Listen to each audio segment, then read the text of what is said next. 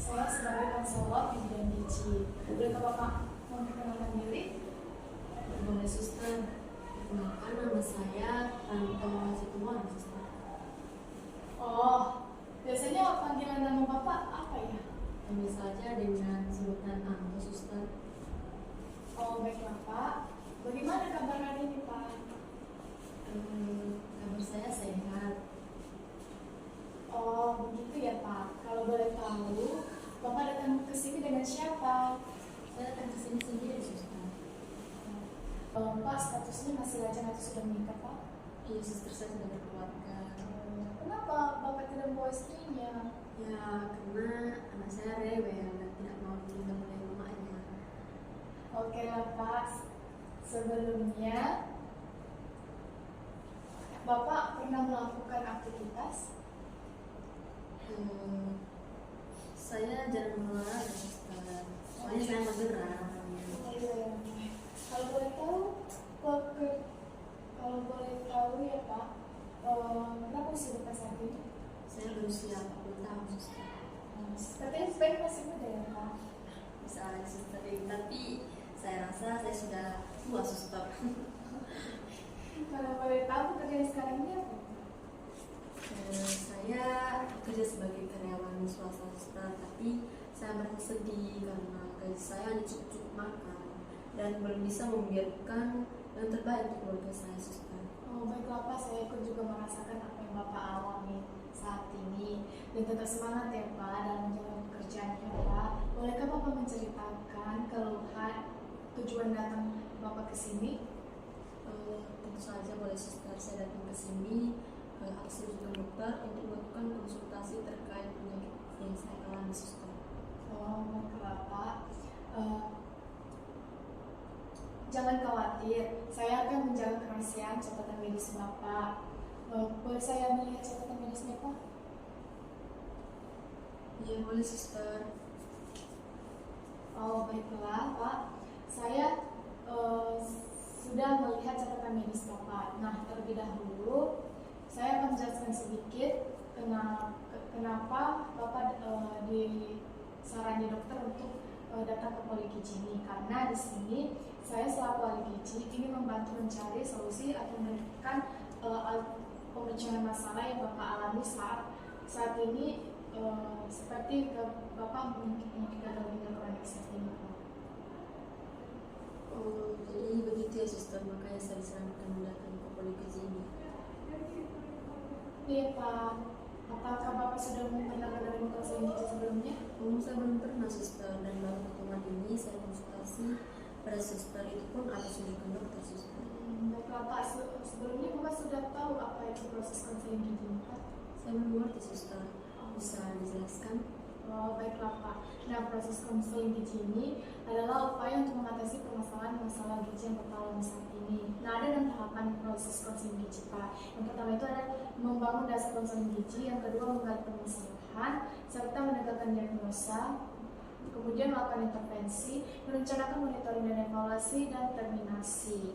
Nah sampai di sini gimana Pak? Iya suster. Baik, sebelumnya Pak, Bapak sudah pernah melakukan pengukuran berat badan dan tinggi badan? Sudah suster, 3 hari yang lalu ketika datang ke rumah sakit, saya melakukan pengukuran berat badan saya 80 kg dan tinggi badan saya 195 suster. Oh, baiklah Pak. Bagaimana sekarang keluhan yang Bapak alami? Bolehkah Bapak menceritakannya? Saya sering mengalami pusing, lelah, kulit kering dan bersisik, sesak napas, mual, nafsu makan. Air kencing saya juga keluar sedikit suster, dan warna air kencing saya kuning pekat suster. Oh, begitu ya Pak. Kalau boleh tahu, bolehkah Bapak menceritakan kebiasaan makanan sehari-hari Bapak? Tentu saja oleh suster. Biasanya saya makan 2 kali dan 1 kali cemilan. Tapi sebelum saya makan, terlebih dahulu saya minum kopi dan mengonsumsi minuman berenergi sebanyak 2 gelas per hari setelah saya makan. Lalu saya suka mengonsumsi seafood dan sayur bayam 3 kali hari, serta mengonsumsi junk food dan kacang goreng sebanyak 4 kali per hari. Baiklah Pak. Kalau boleh tahu porsinya untuk nasi, seafood, sayur bayam, junk food, dan kacang goreng berapa ya Pak kira-kira? Untuk nasi 1 porsi, seafood dan sayur bayam saya konsumsi 2 porsi, junk food dan kacang goreng saya konsumsi sebanyak 3 porsi. Baiklah Pak, bagaimana Pak? Semua makanan yang Bapak konsumsi ini habis tidak?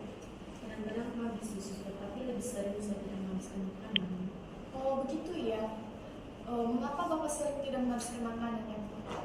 Iya, karena ketika saya pulang kerja saya sudah mulai lelah, suster. Oleh karena itu rasa lapar saya menjadi kurang nafsu makan, sehingga saya sering tidak menghabiskan makanan suster. Oh, selain itu Pak, adakah buah yang Bapak konsumsi? Iya. Nah tadi Bapak kan sudah menceritakan kalau makannya. Nah bagaimana dengan buahnya Pak? Ada suster, tapi hanya buah pisang yang saya konsumsi sebanyak 4 kali per hari suster. Oh baiklah Pak. Biasanya minuman berenergi apa dan kopi apa yang sering Bapak konsumsi? Saya biasanya sih minum kopi luwak dan minum kopi sebanyak 12 per hari suster. Oh iya Pak. Sebelumnya itu ada alergi atau pantangan? Tidak ada suster. Baguslah Pak. Sebelumnya Bapak ini pernah merokok atau mengonsumsi alkohol? Misalnya saya merokok 1 bungkus per hari, tapi saya tidak pernah mengonsumsi minuman alkohol suster. Nah, tadi saya sudah melihat catatan medis Bapak. Apa benar Pak, Bapak sudah pernah menjalani cuci darah? Bolehkah Bapak cuci darah 1 minggu sekali tetapi tidak rutin? Boleh tahu alasannya Pak? Iya suster, saya tidak rutin cuci darah karena gaji saya selama bekerja tidak cukup membayar administrasi perawatan saya suster.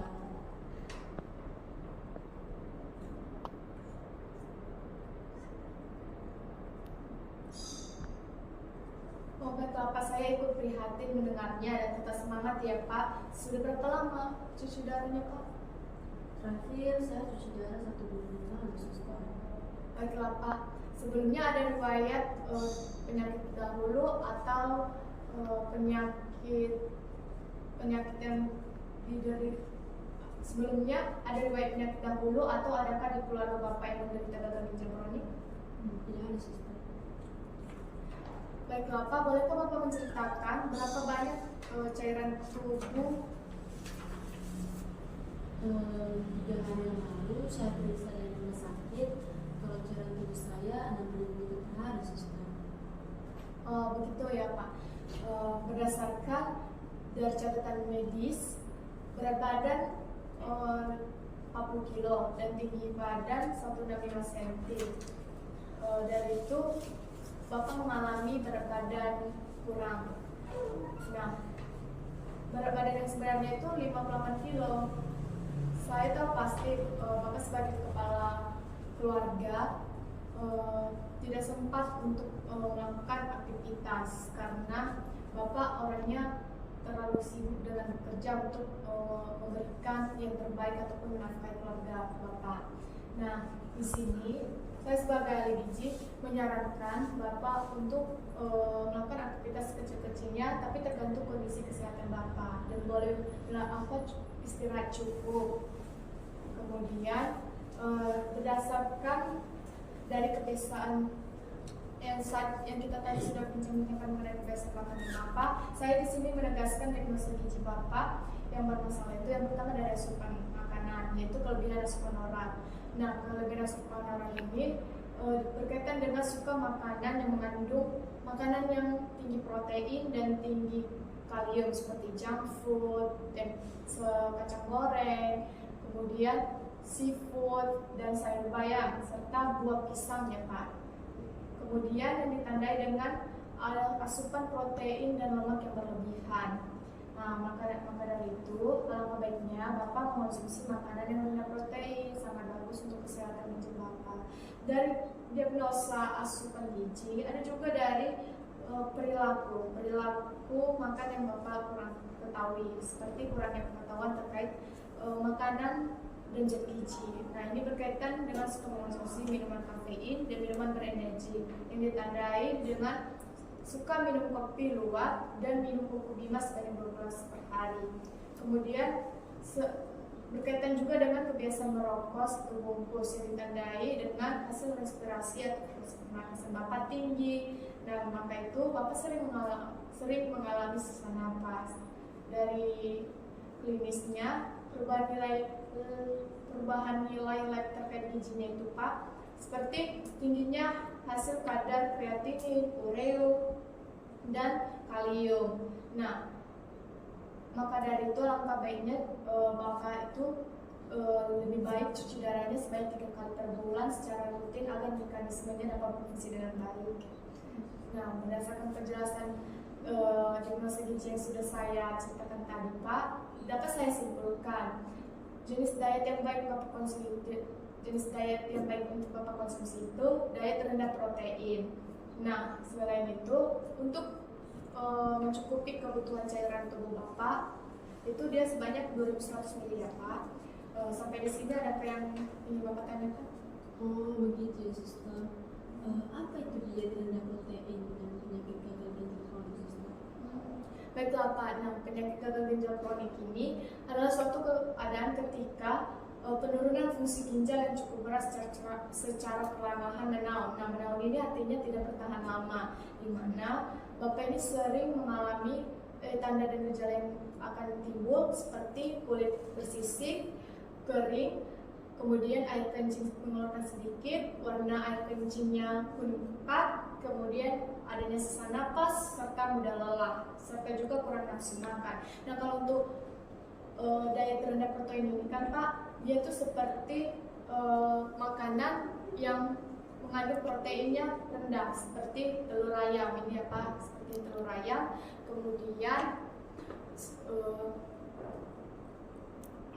kemudian ada daging ayam tanpa lemak. Nah, seperti ini ya Pak, daging ayam tanpa lemak ini memiliki protein yang rendah.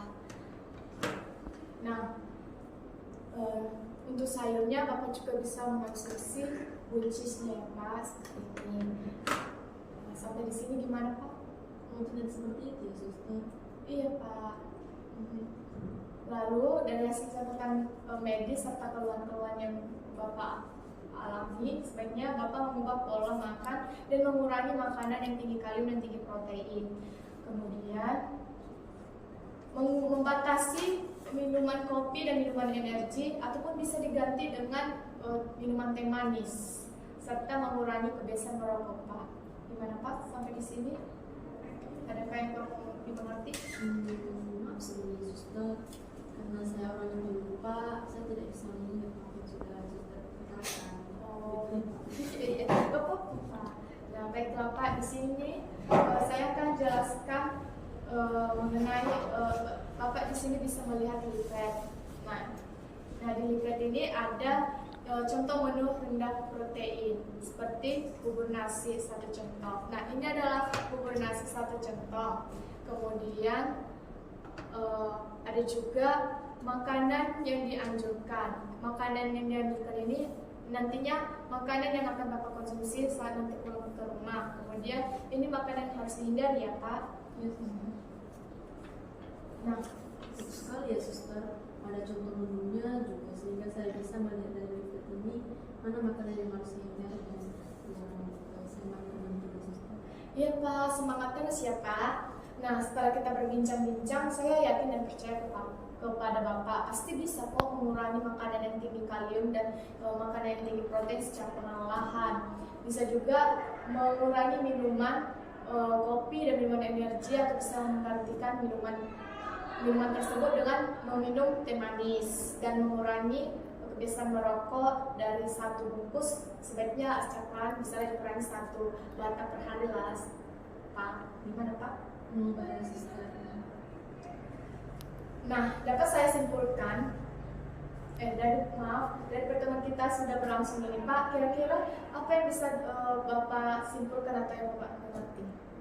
Yang dapat saya simpulkan suster, gagal ginjal kronik terjadi apabila asupan protein berlebihan dalam tubuh. Maka fungsi penurunan ginjal secara perlahan menaun dan membatasi makanan yang tinggi kalium dan tinggi protein. Contohnya seperti daging merah, tempe, sayur bayam, dan babi sedikit. Baiklah Pak, saya di sini juga akan menyimpulkan sedikit mengenai perbincangan kita tadi. Yang pertama itu, penyakit gagal ginjal kronis ini terjadi apabila asupan protein dan asupan kaliumnya berlebihan di dalam tubuh, sehingga mengalami penurunan fungsi ginjal secara perlahan menurun. Kemudian dari gejalanya yang seperti kita bilang tadi, sering sesak nafas, kemudian kurang nafsu makan, kulit bersisik dan kering, kemudian air kencing mengeluarkan sedikit dan warna air kencingnya itu kuning pekat. Nah, maka dari itu saya menyarankan Bapak untuk mengonsumsi diet rendah protein ini. Nah, diet rendah protein ini adalah makanan yang dapat membantu menetralisirkan atau meringankan mekanisme kerja fungsi ginjal Bapak. Nah,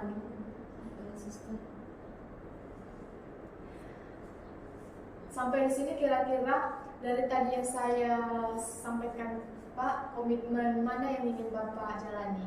Misalnya mengurangi makanan yang tinggi kalium dan tinggi protein, atau mengganti minumannya, atau mengurangi kebiasaan rokoknya?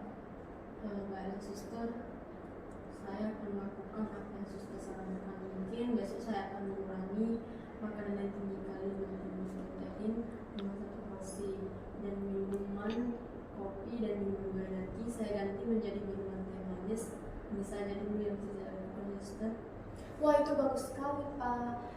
Saya senang mendengarnya dan semangat terus ya Pak dalam menjalani komitmennya Pak. Saya yakin Bapak pasti bisa menjalankan komitmen yang Bapak buat untuk perubahan ke arah yang lebih baik agar kondisi kesehatan ginjal Bapak berfungsi dengan baik juga. Lalu untuk melihat apakah Bapak menjalankannya dengan baik, kita akan melihat 1 bulan ke depan apakah berat badan Bapak sudah normal, atau hasil labnya sudah kembali normal, atau sudahkah hasil cairan tubuhnya cukup baik dibutuhkan. Nah, apakah Bapak bisa untuk bertemu di konseling berikutnya di 1 bulan ke depan ini Pak untuk peninjauan kembali? Baiklah, saya bisa suster. Baiklah, sampai di sini ada yang Bapak tanyakan? Sejauh ini sih tidak ada suster. Oke, baiklah. Semoga Bapak bisa menjalani makanan yang saya anjurkan tadi, dan semoga bermanfaat bagi Bapak. Nah, mudah-mudahan Bapak dapat melakukan diet ini dengan baik, sehingga waktu konsultasi berikutnya sudah ada kemajuan setelah melakukan diet rendah protein ini Pak. Dan mohon maaf apabila ada kata-kata saya yang kurang dimengerti ataupun kata-kata yang kurang nyaman dengan Bapak. Nah, ini ada leaflet sebagai pemilihan Bapak nanti pas di rumah akan menjalankan menu rendah protein Pak. Nah, di sini ada juga komitmen untuk supaya Bapak menjalani diet rendah protein ini dengan baik, mengingati Bapak untuk mematuhi kepatuhan diet yang akan Bapak laksanakan. Ya baiklah Pak, terima kasih banyak Pak, Bapak sudah meluangkan waktunya. Sampai jumpa bulan depan ya Pak. Iya, sama-sama. Terima kasih juga atas saran